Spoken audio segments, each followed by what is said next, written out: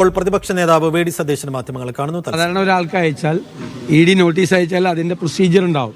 ഇത് യാതൊരു പ്രൊസീജിയറും നടന്നിട്ടില്ല. പിന്നെ എന്നാണ് നമ്മുടെ അറിവ്. ഇതെങ്ങനെയാണ് മൂടി വയ്ക്കപ്പെട്ടത്? ഒരു സമൻസ് അയക്കാൻ ഒരു തുടക്കം ഉണ്ടാവും. ആ തുടക്കം എങ്ങനെ ഇല്ലാതായി സമൻസ് അയച്ചു കഴിഞ്ഞപ്പോൾ? ഇപ്പോൾ MA ബേബി ഒരു പ്രതികരണം നടത്തിയിട്ടുണ്ട്, അത് ഇല്ലാതായെന്ന്. അദ്ദേഹത്തിന് എങ്ങനെ അറിഞ്ഞു? അദ്ദേഹം എങ്ങനെ അറിഞ്ഞു അത് ഇല്ലാതായെന്ന്? അദ്ദേഹം എങ്ങനെയാണ് അറിഞ്ഞത്? എങ്ങനെയാണ് അത് ഇല്ലാതാവുന്നത്? EDയുടെ നോട്ടീസ് എങ്ങനെയാണ് ഇല്ലാതാവുന്നത്? ഇന്നലെ അദ്ദേഹം പറഞ്ഞു അത് പോയെന്ന് പറഞ്ഞു. ഞാൻ ചോദിച്ചാൽ അദ്ദേഹം എങ്ങനെ അറിയുന്നത്? അപ്പൊ മുഖ്യമന്ത്രി ഇതുവരെ നമ്മുടെ അറിവ് നമുക്കറിയില്ല.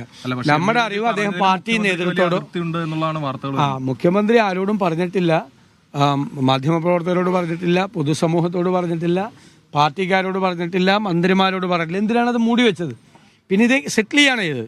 ഞങ്ങളെപ്പോഴും ആരോപിക്കുന്നത് CPM BJP ബാന്ധവമുണ്ട്.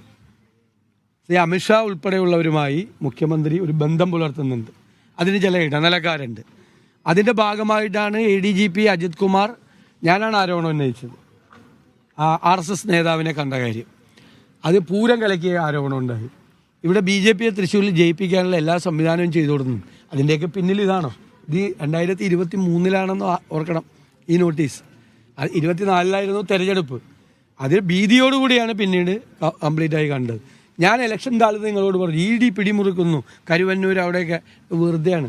ED പിടിമുറുക്കുന്ന ഇതാണ്, ഇവരെ ബ്ലാക്ക് മെയിൽ ചെയ്യാണ് വെച്ചുകൊണ്ട്. അപ്പോൾ എന്താണ് സംഭവിച്ചത് എന്ന് പുറത്ത് തുറന്നു പറയേണ്ടത് മുഖ്യമന്ത്രി തന്നെയാണ്. മുഖ്യമന്ത്രി പറയാനുള്ള ഉത്തരവാദിത്വം അദ്ദേഹത്തിനുണ്ട്. കാരണം അദ്ദേഹത്തിൻ്റെ ഒരു കുടുംബാംഗത്തിനെതിരായിട്ടാണ്. സത്യാവസ്ഥ അദ്ദേഹം പറയട്ടെ.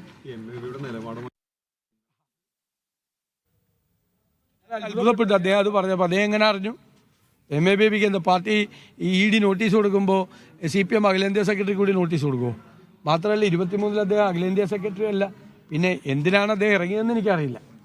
രണ്ടാമത്തെ വിഷയം, പ്രതിപക്ഷം എന്താണ് ശബരിമലയിലെ സ്വർണ്ണ കവർച്ചയെക്കുറിച്ചും ദ്വാരപാലക ശില്പം ഒരു കോടീശ്വരന് വിറ്റതിനെക്കുറിച്ചും പറഞ്ഞത്. അതെല്ലാം ശരിവെക്കുന്നതാണ് ദേവസ്വം വിജിലൻസ് ഹൈക്കോടതിയിൽ കൊടുത്ത റിപ്പോർട്ട്. എന്താ പറഞ്ഞിരിക്കുന്നത്? 2019 ദേവസ്വം മാനുവൽ മുഴുവൻ ലംഘിച്ചുകൊണ്ട് വിലപിടിപ്പുള്ള വസ്തുക്കൾ അറ്റകുറ്റപ്പണികൾ ചെയ്യണമെങ്കിൽ ശബരിമലയുടെ പ്രമൈസസിൽ തന്നെ വേണം എന്ന ദേവസ്വം മാനുവൽ ലംഘിച്ചുകൊണ്ടാണ് ഇത് ചെന്നൈയിലേക്ക് കൊടുത്തുവിട്ടത്. ചെന്നൈയിലേക്ക് പോയത് ഫേക്കായിട്ടുള്ളൊരു മോൾഡാണ്. യഥാർത്ഥ സാധനം ഒരു കോടീശ്വരന് വിറ്റിരിക്കുകയാണ്. ഇതിന് ദേവസ്വം ബോർഡ് പ്രസിഡന്റ് അടക്കമുള്ള ആളുകളും രാഷ്ട്രീയ നേതൃത്വവും കൂട്ടുനിന്നു എന്നാണ് ഞങ്ങളുടെ ആരോപണം. അല്ലേ? ഇപ്പോൾ ദേവസ്വം ബോർഡ് പ്രതിയായില്ലേ? ദേവസ്വം ബോർഡ് വെച്ചാൽ പൊളിറ്റിക്കൽ അപ്പോയിൻമെൻ്റാണ്. ദേവസ്വം ബോർഡ് പ്രസിഡന്റ് പത്മകുമാർ മുൻ MLA ആണ്. CPMൻ്റെ അംഗങ്ങളെല്ലാം അവരുമായിട്ട് ബന്ധപ്പെട്ട ആളുകളാണ്. അപ്പോൾ അവിടെ ശബരിമല അയ്യപ്പൻ്റെ സ്വർണം കവർന്നതിലും ദ്വാരപാലക ശില്പം ഒരു കോടീശ്വരന് വിറ്റതിലും രാഷ്ട്രീയ നേതൃത്വത്തിന് പങ്കുണ്ട്. ഞങ്ങൾ കരുതുന്ന അന്നത്തെ ദേവസ്വം മന്ത്രിയായ കടകംപള്ളി സുരേന്ദ്രനെ അറിയാം. അതുകൊണ്ടാണ് ഞങ്ങൾ കടകംപള്ളി എങ്ങനെ ദേവസ്വം മന്ത്രി അറിയാതെ പോകുന്നത്? എത്ര ദിവസം കഴിഞ്ഞിട്ടാണ് ഇത് തിരിച്ചു കൊണ്ടുവന്നത്? ഇത് ഇവിടെ നിന്ന് എത്തിക്കാൻ, ചെന്നൈയിൽ എത്തിക്കാൻ 1 മാസവും 9 ദിവസവും എടുത്തെന്നാണ് കോടതി പറഞ്ഞിരിക്കുന്നത്. അപ്പോൾ ദേവസ്വം ബോർഡ് ഇപ്പോൾ പ്രതിയായി. അത് CPM പ്രതിയാകുന്നതിന് തുല്യമാണ്. മന്ത്രിയെ കൂടിയുള്ള അന്വേഷണം നടത്തണം. വിശദമായ അന്വേഷണം കൂടി നടത്തിയാലാണ് കുറേ കൂടി ആളുകൾ ഇതിൻ്റെ അകത്തേക്ക് വരികയുള്ളൂ. രണ്ടാമത്തെ കാര്യം, ഞങ്ങൾ എന്തുകൊണ്ടാണ് മന്ത്രി വാസവൻ രാജിവെക്കണമെന്നും ഇപ്പോഴത്തെ ദേവസ്വം ബോർഡിനെ പിരിച്ചുവിടണമെന്ന് പറഞ്ഞത്? ഇത് മൂടി വെച്ചു. ഈ വിഷയം മുഴുവൻ മൂടി വെച്ചു. ഇങ്ങനെ വിറ്റ കാര്യവും സ്വർണം കവർന്ന കാര്യം ആരോടും പറയും. ഇപ്പോൾ കോടതി പറഞ്ഞുകൊണ്ടാണ് പുറത്തു വന്നത്. എന്നിട്ട് 2025 ഈ തിരുവാഭരണം കമ്മീഷണർ പറഞ്ഞതെന്താ? ഈ മദ്രാസിലെ കമ്പനിക്ക് അയക്കണ്ട, അവർ കേപ്പബിൾ അല്ല, അവർക്ക് കൊടുക്കണ്ട എന്ന് ഒരു കത്ത് കൊടുത്തു. ആ കത്ത് ലംഘിച്ചുകൊണ്ടാണ് വീണ്ടും ഉണ്ണികൃഷ്ണൻ പോറ്റിയെ ദേവസ്വം ബോർഡ് വിളിച്ചു വരുത്തി. അത് ഒക്ടോബർ 6 കോടതി വിധിയിൽ പറയുന്നത്. ഒക്ടോബറിലെ കോടതി വിധിയിൽ പറയുന്നുണ്ട് കൃത്യമായിട്ട്. ദേവസ്വം ബോർഡ് പ്രസിഡന്റ് അതിനെ മറികടന്നു. ഇപ്പോഴത്തെ ദേവസ്വം ബോർഡ് പ്രസിഡന്റ് വലിയ നിഷ്കളങ്കനായി ഭാവിക്കുന്നുണ്ടല്ലോ. തിരുവാഭരണം കമ്മീഷണർ പറഞ്ഞാണ് മദ്രാസിലേക്ക് കൊടുക്കരുത്, ഇവിടെ വെച്ച് തന്നെ ചെയ്യണമെന്ന്.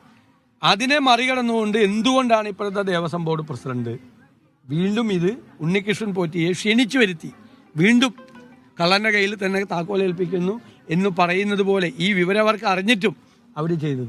ഇവരെല്ലാം ഉത്തരവാദികളാണ്. അന്ന് കട്ടത് ആരും അറിഞ്ഞില്ല. അതുകൊണ്ട് വീണ്ടും കക്കാനുള്ള പ്ലാനായിരുന്നു ഇപ്പോൾ വീണ്ടും ചെയ്തത്.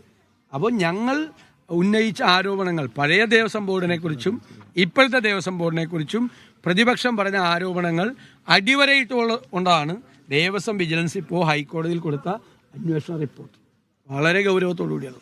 അതിനകത്തൊരു പ്രധാനപ്പെട്ട കാര്യം നിരന്തരമായി പ്രതിപക്ഷ നേതാവ് പറയുന്നുണ്ട്, ഒരു കോടീശ്വരനെ കുറിച്ച് എന്തെങ്കിലും സൂചനയുണ്ടോ? അല്ല, ഞാൻ പറയട്ടെ, കോടതി വിധിയാണ്. കോടതി വിധിയിലാണ് പറഞ്ഞിരിക്കുന്നത് ഇതൊരു വില്ലിംഗ് പർച്ചേസർക്ക് വിറ്റു എന്നാണ്. With a substantial monetary consideration എന്നാണ്. ഉയർന്ന തുകയ്ക്ക്, അതായത് ഇതിൻ്റെ സ്വർണത്തിൻ്റെ വിലയല്ല, സ്വർണം 5 കിലോ സ്വർണത്തിൻ്റെ വില അല്ല. ഈ ശബരിമലയിലിരുന്ന ദ്വാരപാലക ശില്പം തന്നെ ഒരാൾക്ക് വിറ്റിരിക്കുക. എന്നിട്ട് വ്യാജ ചെമ്പുണ്ടാക്കിയിട്ട് അതിൻ്റെ മോഡൽ വ്യത്യാസം വന്ന് ഉണ്ടാക്കി കഴിഞ്ഞപ്പോൾ വ്യാജ ചെമ്പുണ്ടാക്കിയിട്ട് അതാണ് ചെന്നൈയിലേക്ക് കൊടുത്തു വിട്ടത്. അപ്പോൾ എത്രയും വലിയ കളവാണ് നടന്നത്. VD സതീശന്റെ വാർത്താ സമ്മേളനമാണ് കാണുന്നത്. VD സതീശൻ പ്രതിപക്ഷ നേതാവ് ശബരിമലയിലെ സ്വർണ്ണക്കൊള്ളയ്ക്ക് പിന്നിൽ വലിയ പരിപാടികൾ വേറെ നടന്നിട്ടുണ്ടെന്നും അതിലേക്ക് അന്വേഷണം പോകണം, CPM ഉത്തരവാദിത്തം പറയണം പോലെയുള്ള ആവശ്യങ്ങൾ മുന്നോട്ട് വയ്ക്കുകയാണ്.